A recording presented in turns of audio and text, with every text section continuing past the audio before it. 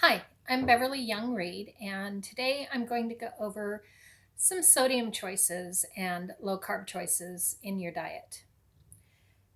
Part of it is going to be showing you some labels and letting you see, although they'll probably be backwards on your side, but letting you see that different things that you think may be healthy for you may not be.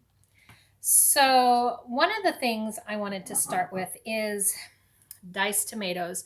And this can specifically says no salt added versus real tomatoes. So let's get the stats on the real tomatoes first from Google. Hey Google, how much sodium is in a tomato?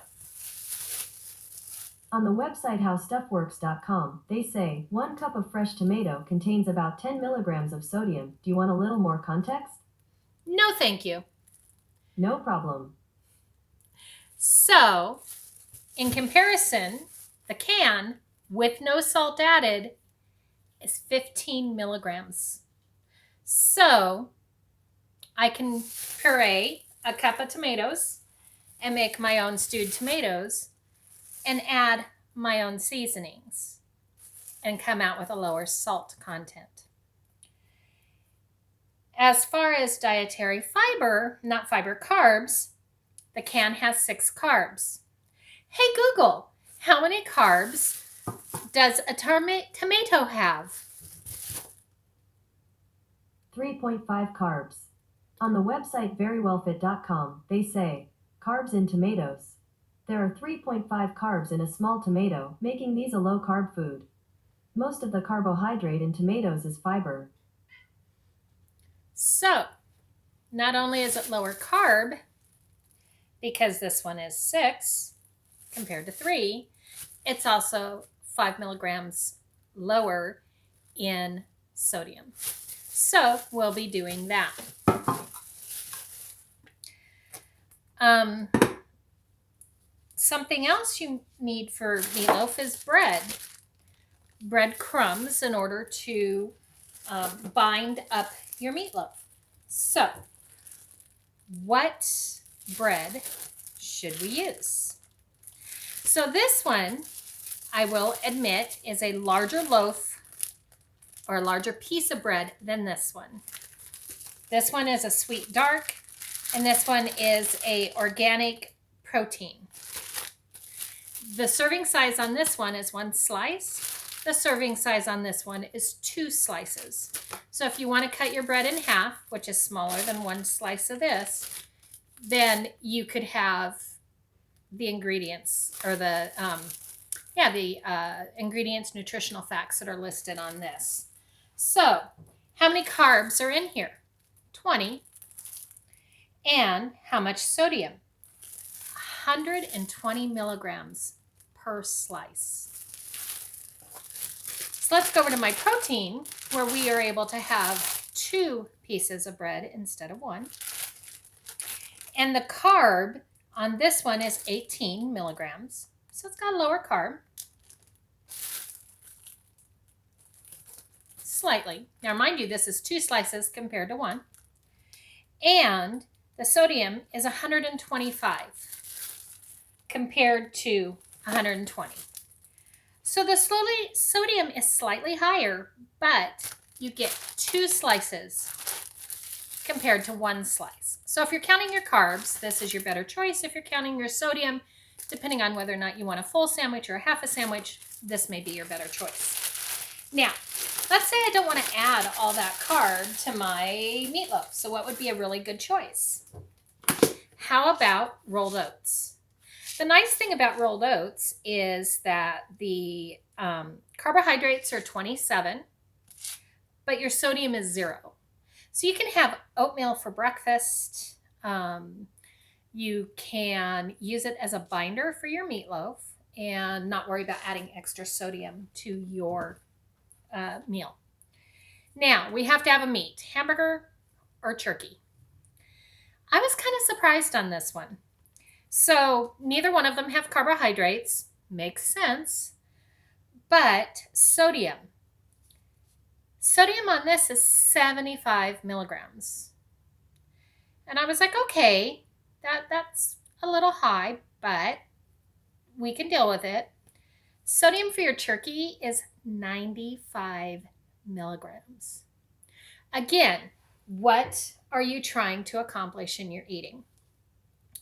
Turkey's supposed to be healthier for you. If you're dealing with arthritis, you want to stay away from red meat. And other doctors have stated, stay away from red meat. If you're not worried about whether or not it's red or white, then burger might be your better choice for your meatloaf. On the other hand, turkey might be a better choice. Today, what I'm actually going to do is combine the two. And I've been doing this for years to try to eat healthier, to lower the red meat content. And I honestly didn't know that it had more sodium until I went shopping and checked my ingredients. Something else that surprised me is I always love a nice warm cup of hot cocoa, especially at nighttime. So I thought, why not? I'll check the ingredients on my hot cocoa, right? So total carbs, 30. Now this is for 1/4 cup of hot cocoa powder. I figure I don't quite put that much in my cup, but I'll go ahead and go with the points. That way I get a little bit more wiggle room on something I didn't calculate quite as well. But when I looked at the sodium, I was totally surprised. And actually, this one is a lower sodium than the other hot cocoa that's out there. I don't remember by how much, but this one is 150 milligrams of sodium. That's a lot of sodium. So, how am I going to season my meatloaf if I can't add salt or seasoning salt? Seasoning salt was like my favorite thing to add to everything because it had a good flavor. Well, I have found that Mrs. Dash has a lot of good flavors. They're 0 carb, 0 sodium. And they have like 6 or 7 flavors at the store. I have some more behind me in the spice cabinet.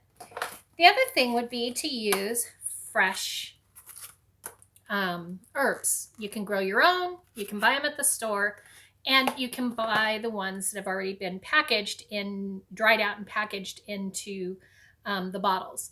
So that's another way that you can spice up your food.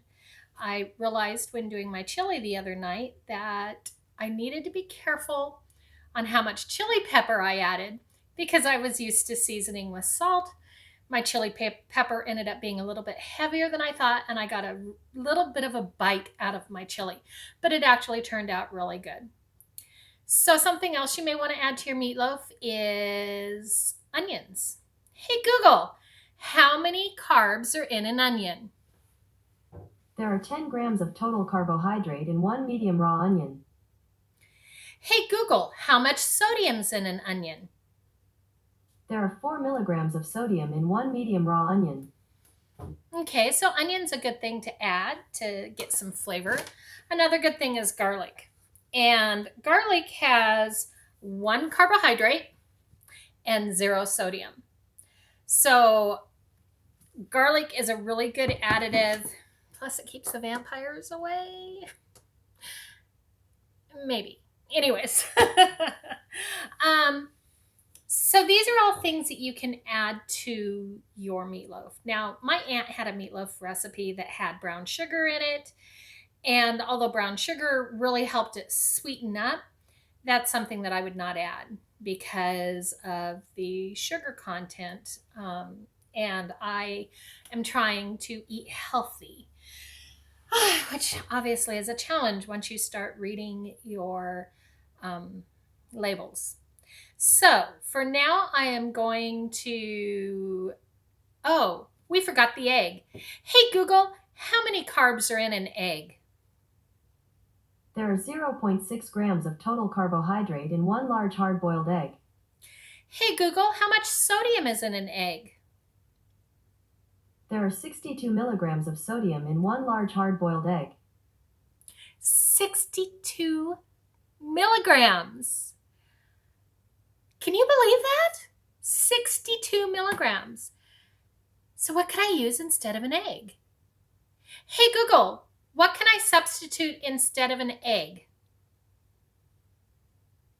found 13 on the website healthline.com.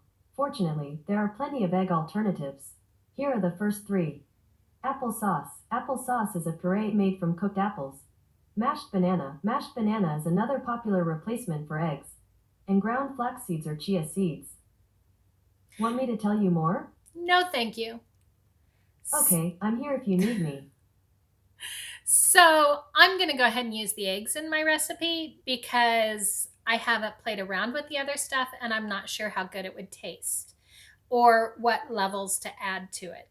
Although bananas is really intriguing. The key is when you're making things, look at your recipe and see what's there. See what you can substitute if something has too high of a level, and then play around with it and create your own recipe. Obviously, Google is a great friend to have around. Some of you prefer Alexa over Google. That's fine too. My son is an Alexa person. But having that resource available, you can have it on your cell phone and do it rather than doing a Hey Google thing. So hang in there. You know, you can eat healthy. I can eat healthy. And I'm going to start doing more and more videos so you can follow my path towards getting healthy. There's a little bit of me here to lose. And so I've already lost 30 pounds since May. And as I tweak my diet and start doing more stuff from scratch, I will record those and update you. You can follow me at my webpage, which is www.bevyoungreed.com. So BEVYOUNGREED.com. I look forward to hearing from you. Please give me feedback and let the fun begin.